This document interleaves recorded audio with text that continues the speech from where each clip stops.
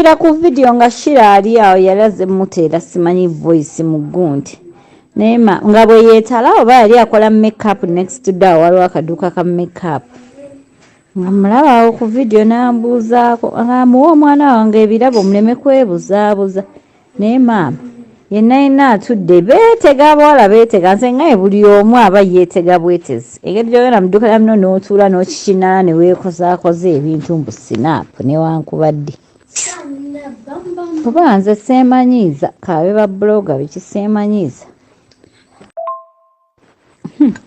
nze abantu nkugambye mba mbalaba ntazze kukolera kalango bizinesi kitegeeza omusasudde ate ekimuyingiza mu malabirwamu atandika okukola vidiyo yeetegatega aye nawe nti okutta omwana we kati olwo black man ali awo nti celebrity nyonyonyo nti alina okubeerawo nti akwata vidiyo nti alage ali ne black man naye teri muntu wa kisiru nga Zari.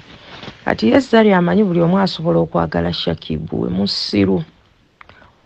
Kati tetugendeko mu dduuka lya kyali waffe olw'okubangawo alina omukazi esawusi temutumanyiira ate leero ngenda ku UK Mall kimulume abasobola okutuusa obubaka buno ku Zari bamunnyonnyola omwana black man tabangako wa Shakibu wadde tekisoboka ate Zari olunaku lwaleero ngenda musabulamuko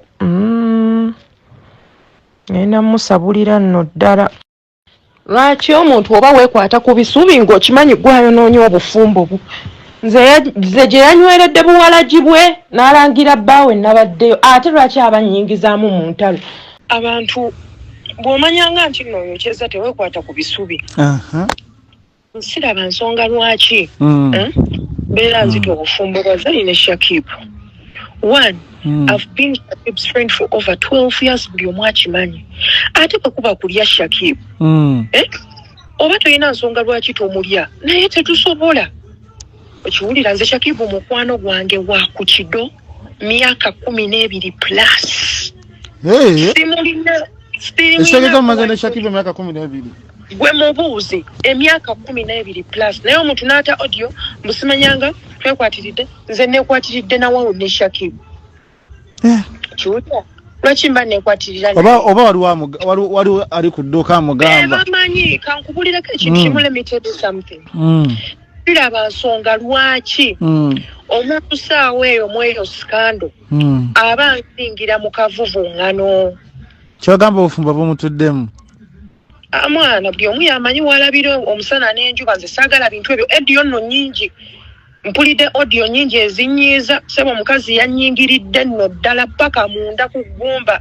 ebyaddala naye obulumi bwalina bungi alaga gwe yeetega bbaawe audio nziina nange wano sasiro naye amudduka ate nze mwetege naye amudduka misinda ate nze mwetegeeze ndi musiru naye abalakakokola tondeka nnyuma nange ngoberera ye omukazi agaba musa obufumbo bwe mwetega bbaawe abalaba enumba omukwasa omwana banaye Zari nga mukwasa omwana black man mwana w'abantu kyalina okumanya byonagamba lwaki abasitula black man mwana w'abantu anybody can audio zonna nziwulidde nti black man bwe buzibu black man ekisookera ddala black man si mwana wa Shakibu ekyo kituufu anybody can n'omukazi gwandeetedde omukazi andeetedde oba wali omugizi emukko nkulayirira nga ntya Allah nze nkulayirira ntya kuba ayogeza obulumi bw'amaanyi gwe audio z'amaanyi zibadde ziviira ddala ku ggumba mwana yamanyi n'obufumbo bwe buli omu waali walabira omusana n'enjuba be bamanyi n'emmeeza zaabwe nze tebanyingiza mu bintu byabwe.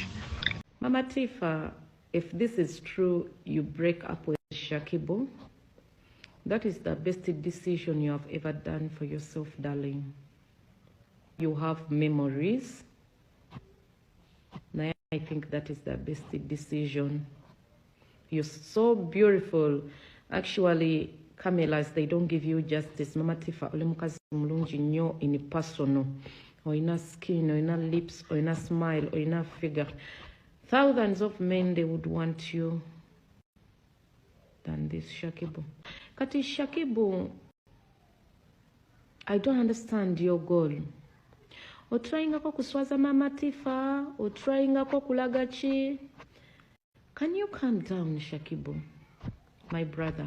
Soko kakane.